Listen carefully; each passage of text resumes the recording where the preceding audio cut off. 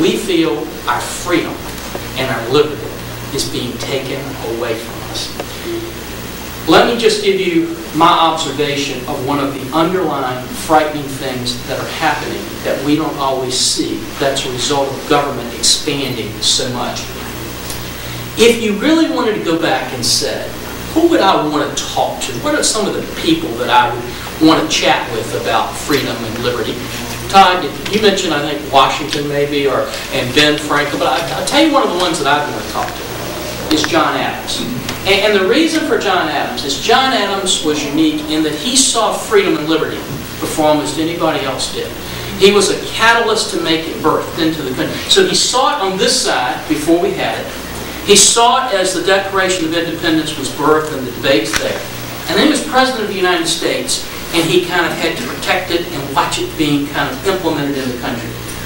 John Adams, and I don't like to quote a lot of people because sometimes the quotes just go over our heads, but this is an important quote. John Adams said this.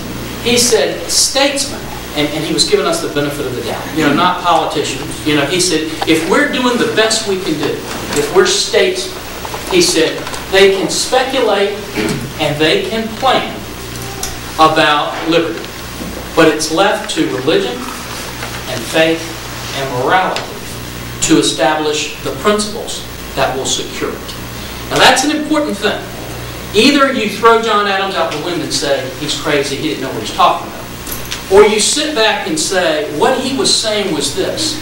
I can sit in all the committee rooms I want to. I can put all the resolutions out. I can do everything I want to do to secure and protect freedom. But if I take religion and faith and morality out of the marketplace of ideas, I cannot be birthing the principles that are going to secure freedom. If you go back to 1962, when we took prayer out of the schools, the huge thing was not just taking, so don't hit me if you say, well, I don't talk about faith, I don't talk about these issues. But it's important because it's not just about the church. Here's what was so important. It wasn't that we just took a 60-second prayer out of schools or that we kept people from doing a rote statement of a prayer that they might not have meant. The key was this. The Supreme Court once said, in the marketplace of ideas, truth will win out. What we did in 1962 was to take out the marketplace where those very principles that we needed to secure freedom and liberty were out of the education system completely. That's one.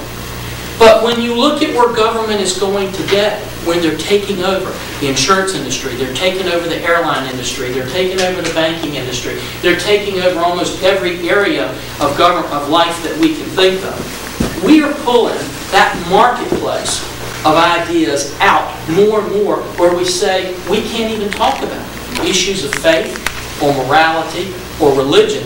The very thing John Adams would warn us and say, you can't defend freedom if you can't be birthing those principles to be able to establish it and protect it. So what do we need to do? Here's what I'm just going to suggest, and then Todd will give you the hook.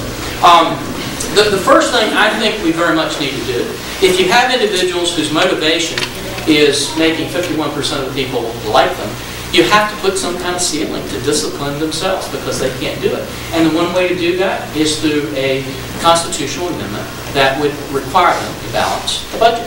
At least they walk into a room and they say, we have to start with this. We can't exceed that. We do exactly what the states have to do and what Todd mentioned families have to do. That's one. The second thing, though, that's not enough. If you look at where we are, it's not going to be enough just to balance the budget. We've got to have some significant cuts. This idea of freezing spending at the highest levels we've ever had, it makes no sense to me at all.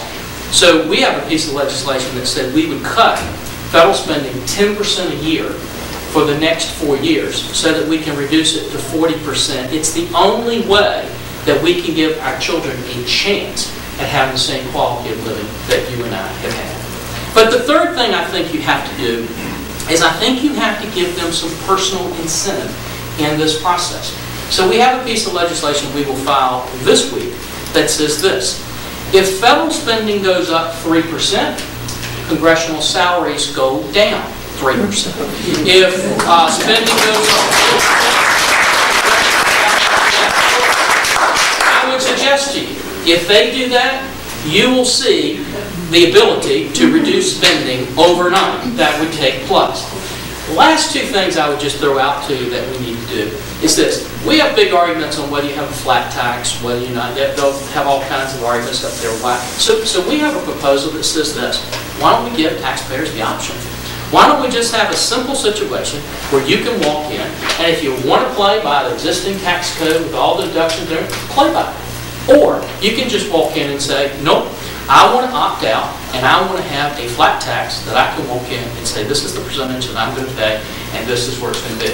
Actually, the figure would probably be about 18%, that you'd be planning on that. I would submit, if that got passed, we'd have millions of Americans that would say, nope, give me the form, I just want to pay my 18%, I will walk away, and that's what I want to have. Last thing that I'll tell you that I think we need, and again, I wish I could articulate this better, but it's not about the church.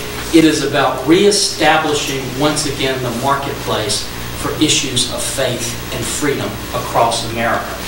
We formed the Congressional Prayer Caucus, not for just a group of people getting together and praying. I know a lot of people say they have a hard time with it. Let me tell you why we did it. So we can reestablish everywhere once again that marketplace of ideas. In the visitor center in the Capitol, $621 million. Do you know they wouldn't even put "In God We Trust" in that new visitor center because it contained the Word of God. And they wouldn't put the Pledge of Allegiance in there because it contained the Word of God. The Congressional Prayer Caucus came together. We fought it. And overnight, in an hour or so, we had 100 signatures on a letter, and we ended up getting that in there, which is now engraved in there. But here's what we're doing. Last week, Monday, I was in Mississippi with the Lieutenant Governor, the legislature of Mississippi. They're now forming a Congressional Prayer Caucus in Mississippi. We were with Virginia on Thursday, meeting with the Speaker. We're forming a Congressional Prayer Caucus in Virginia. We're going to Minnesota. In a few weeks, we're forming one in Minnesota, then Georgia, then Florida, then Indiana, then California. And here's why. It'll be the first time in the United States we have had this linkage between all of the legislatures and all of and the United States House of Representatives to be able to once again establish that marketplace wherever we can and at least stop the push we've had. Close with this. We thought it was just about the United States. 2 weeks ago, I had a former Prime Minister from France and the head of the French Senate that came over here and met with me. They're going to form a prayer caucus in France, taking 13 people to the Louvre to study the Bible and look at the principles, that freedom that come from that. We had a delegation from Canada came down to do that, from Norway, from Great Britain.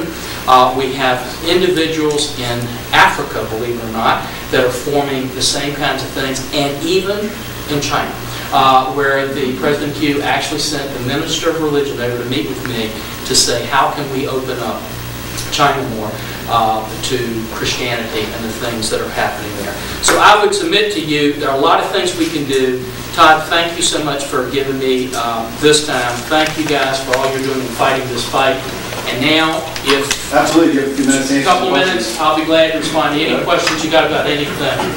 Here it comes. And Todd, I'm gonna let Todd be the facilitator here. Okay. So, I got it. Okay.